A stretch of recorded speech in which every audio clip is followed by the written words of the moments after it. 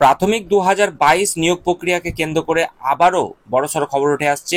2022 প্রাথমিক শিক্ষক নিয়োগ নিয়ে যে আপডেট, তাতে যেটা জানা যাচ্ছে, হাইকোর্টের নির্দেশে ফের 11,000 শূন্য পদে নিয়োগ হতে চলেছে। তো বিস্তারিতভাবে কি আপডেট, কাদের কথা বলা হচ্ছে নিয়োগে, এবং এই নিয়োগে কারা অংশগ্রহণ করবে, সমস্তটাই বলা হয়েছে।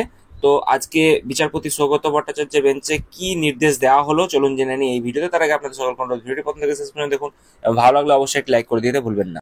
তার আগে বলি বন্ধুরা, আপনারা যারা আমাদের চ্যানেলের সাথে যুক্ত আছেন তারা জানেনই এই চ্যানেলের প্রত্যেকটা ভিডিও কিন্তু দরকারি, তাই কেউ এখনো যদি আমাদের চ্যানেলটা সাবস্ক্রাইব করে না থাকেন তাহলে অবশ্যই আমাদের চ্যানেলটা সাবস্ক্রাইব করতে ভুলবেন না, এবং পাশে থাকা বেল আইকনটি ক্লিক করে দেবেন যাতে নতুন আপডেট আসলে আপনার ফোনে পৌঁছে দিতে পারে। আমরা এই চ্যানেলে কিন্তু প্রত্যেকদিন নতুন নতুন লেটেস্ট আপডেট নিয়ে আসছি সরকারি এবং চাকরি রিলেটেড। তো তার জন্য অবশ্যই আমাদের চ্যানেলটা সাবস্ক্রাইব করে দেবেন এবং পাশে থাকা বেল আইকনটি ক্লিক করে অল নোটিফিকেশন করে দেবেন। প্রাইমারি টিচার রিক্রুটমেন্ট 2022 কে কেন্দ্র করে এই মুহূর্তে আবার একটি বড়সড় খবর।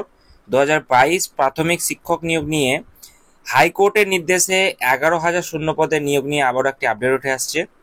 তো যেটা জানা যাচ্ছে যে কলকাতা হাইকোর্টে হস্তক্ষেপে প্রাথমিকের চাকরির সুযোগ, প্রাথমিক স্কুলে নিয়োগ প্রক্রিয়া 2022-এর ক্ষেত্রে এর জেরে সুযোগ কিন্তু বেড়ে গেল।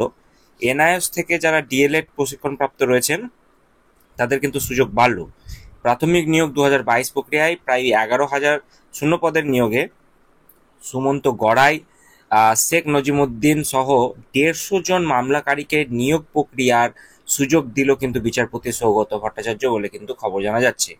নথি যাচাই করে চূড়ান্ত মেধা তালিকায় জায়গা পেলে চাকরি দিতে হবে মামলাকারীদের, নির্দেশ দিল বিচারপতি সৌগত ভট্টাচার্যের বেঞ্চ। তো মামলাকারীর আইনজীবী তিনি ফিরদৌস শামীম, তিনি কিন্তু এই কথা জানাচ্ছেন। তো এনআইএস বা ন্যাশনাল ইনস্টিটিউট অফ যে ওপেন স্কুলিং রয়েছে, এখান থেকে ডিএলএড, যেটা আমরা জানি যে 18 মাসের course, diploma in elementary education. তো সেক্ষেত্রে সুপ্রিম কোর্ট ডিসেম্বর 2024-এ জানায় যে প্রাথমিক নিয়োগ প্রক্রিয়ায় ডিএলএড থেকে এনআইএস থেকে ডিএলএড প্রশিক্ষণ প্রাপ্তরা নিয়োগ প্রক্রিয়ার সুযোগ পাবে। রাজ্যের প্রাথমিক শিক্ষা পর্ষদ 2022-এ নিয়োগ প্রক্রিয়ায় সেই সুযোগ কিন্তু দেয়নি। তো হাইকোর্ট শুক্রবার অর্থাৎ আজকে নির্দেশ দিয়ে দিল যে এনআইএস থেকে ডিএলএড প্রশিক্ষণপ্রাপ্ত মামলাকারী 150 জন প্রাথমিক নিয়োগ প্রক্রিয়ায় কিন্তু 2022-এ যেটা নিয়োগ প্রক্রিয়া রয়েছে সেই প্রক্রিয়ায় কিন্তু অংশগ্রহণ নেবে। ডকুমেন্ট যাচাইয়ের পর চূড়ান্ত মেধা তালিকায় জায়গা পেলে তারা চাকরি পাবে, এই নির্দেশ কিন্তু দিয়েছে বিচারপতি সৌগত ভট্টাচার্য। তো বুঝতেই পারছেন যে এই রিক্রুটমেন্ট প্রসেসে আরও 150 জন পিটিশনার যারা ছিল তাদেরকে কিন্তু জায়গা করে দেওয়া হলো, এবং এদেরকে যে রিক্রুটমেন্টটি অলরেডি আমরা জানি হয়ে গিয়েছে 2022-এ যে 11,000-এর যে প্যানেল সেটা অলরেডি প্রকাশিত, এবং তারা অনেকেই চাকরিরত অবস্থায় রয়েছেন। তো সেক্ষেত্রে 2022-এর ক্ষেত্রে যেটা জানা যাচ্ছে, এই 11,000 শূন্য পদের ক্ষেত্রেই তাদেরকে কিন্তু নিয়োগ প্রক্রিয়া তাদেরকে দেওয়া হবে।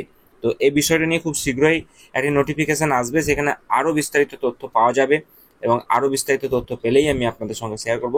তাই চ্যানেলটি সাবস্ক্রাইব করে নেবেন এবং পাশে থাকা বেল বাটনটি ক্লিক করে দিতে ভুলবেন না।